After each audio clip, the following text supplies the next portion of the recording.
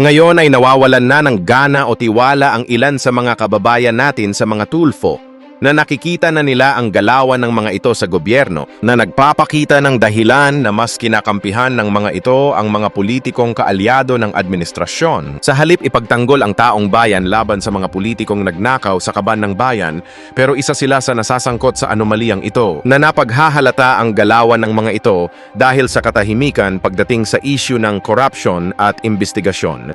Na inakala natin ang mga politikong ito ang isa sa makakatulong sa taong bayan. Pero ngayon ay isa sila sa nagbibigay ng gulo sa Senado at binabali ang saligang batas ng gobyerno. Nasubukan na natin ang unang Tulfo na hindi mo ramdam ang serbisyo nito. Ngayon, nagdagdag pa tayo ng isa pang Tulfo na lalong nagpagulo sa gobyerno. Ngayon ay unti-unti na silang nakikilala dahil sa ipinakikitang pag-uugali ng mga ito na ang taong bayan na umaasa sa kanila ay nauwi sa pagkadismaya at kawalan ng tiwala sa kanila. Ang dating sumbungan ng inaapi ay kakampi ngayon ng umaapi. Eto, panoorin nyo. Sabi mo na ko nakawag nyo.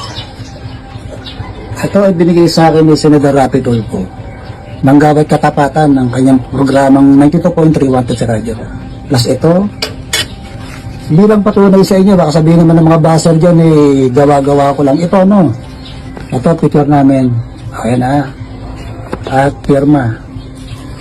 Ito kami mga bats. At may pirma pa ni Tulfo yan, hindi niya kaduran. At nabigyan pa ako ng award ng mayor ng Magalang, Pampanga. Yan, appreciate. Dahil sa kawalang hiyaan mo, Rafi Tulfo, ano? At ito ay naging inutil sa Senado, sinira mong tiwala ko sa iyo at tiwala ng maraming tao na mamaya na bumoto sa iyo. Wala kang bayag na ipaglaban ang karapatan ng mamayan. Ito, bilang patunay. Ayan, bilang patunay. Pupunitin ko. Nakakahiya ka. Nakakahiya ka. Hindi ka dapat naglilingkod. Dahil nung una pa sinabi mo, magunaw man ang mundo. Magunaw man ang mundo. Ay, hindi ka papasok sa politika. Ito, ayan. Itong ano mo, itatapon ko, sasunugin ko lang. Wala kang kwentang tao.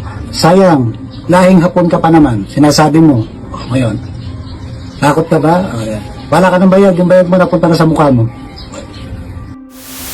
Ito ba ay nagpapakita ng dahilan na alam na ng taong bayan na nagtatapang-tapangan lang ang mga ito at puro lamang salita? Na hindi nangyayari sa gawa ang mga salitang binibitawan ng mga ito sa harap ng kamera at magmukha silang matapang sa mata ng taong bayan, ay nauwi sa kayabangan at kasinungalingan.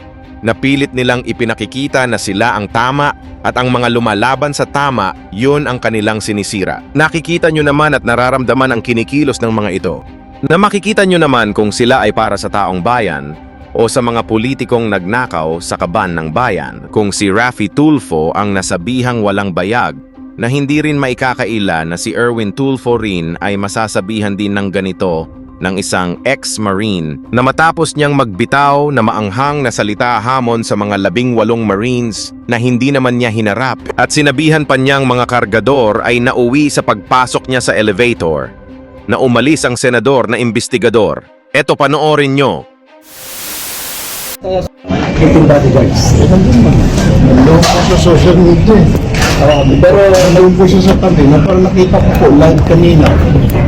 Pero nag-iba sila sa social media na pinakita niya yung kwarto niya na wala niyang gumagawa yun. Saan po sila nagpa-press ko? Sabi po dito sa ating attendance, pumasok po silang 18 rito. At ang sabi po nila, papunta po sila sa office ni Senator Robin and mga staff po ni Senator Robin ang tumulong po sa kanya. Base po dun sa report ng mga dyan sa baba kanina sa lobby. So, ewan ko saan po sila nag-press con, pero siya po ay tinuturo nila na bisita po siya. Bisita sila ni Senator Robin. Hindi ko po pang nabastos ni Senator Robin yung gumarahan sa imbitado ang rating sa May karapatan po siya kasi bisita. Yung sa amin naman po kasi, ang nangyari po doon, it was just a meeting. Hindi naman po talaga hearing kasi hindi pa po nagpo-convene yung Blue Ribbon. Kailangan po muna talagang, ang tamang proseso, na-appoint po ako chairman, vice chairman, kailangan po namin mag-appoint sa floor magbibigay po sila ng mga representatives po nila sa amin. Na wala pa po yun eh. So doon po yung pinagkaiba yung hearing-hearingan po nila the other day or last week versus dito sa ngayon. Ngayon po hindi namin tinawag na hearing, ito meeting lang po ito kasi hindi pa talaga na-organize. It was just an organizational meeting kanina, consultative meeting. Kaya hindi po sila umapir yung Marines, hindi po namin makasuhan dahil it was just an invitation, it's not formal yet. Sa susunod po, pag na-organize na po at pinadalhan namin sila ng invitation, hindi po sila dumating. Pangalawa po, tatanungin namin bakit, dahil kung hindi, maihisyuhan po sila ng ika-sabina. Pag hindi po sila dumating sa Hindi po, kailangan po muna i-organize yung Blue Ribbon. Kasi hindi po sila talaga organize. Wala po silang mga miyembro. Kailangan po namin ng 4 sa minority. Composition po yan, 17 eh. Wala po silang binibigay. So, hindi po kami makapag-organize, hindi po kami makapag-hearing.